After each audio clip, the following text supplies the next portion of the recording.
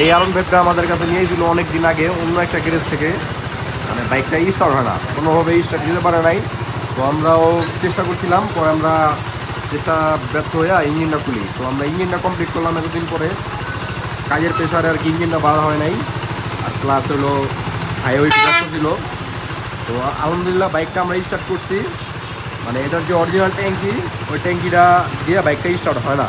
মানে তেলের প্রেশার কম, এই কারণে বাইকটা স্টার্ট হয় না। তো আমরা একটা ডিজিলি ট্যাঙ্কি লাগাইছি, তারপর বাইকটা এখন স্টার্টে আছে।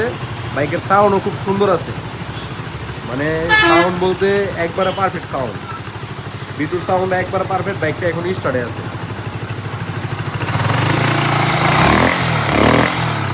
ইয়ার ফিল্টার খোলা আছে আমাদের, ইয়ার ফিল্টার লাগাইলে সাউন্ড আরও স্মুথ হবে। তো আমরা এই ফুয়েল পাম্পটা আগে ওয়াশ করবো, না হইলে ফুয়েল পাম্প একটা দিয়ে দিব।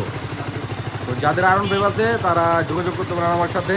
আর আমরা বিশেষ করে পালসারের বিগ বোর করে থাকি, পালসার না যে কোনো বাইকই, মানে সব কাজই করি আমরা। তো যোগাযোগ করতে পারেন আমার সাথে।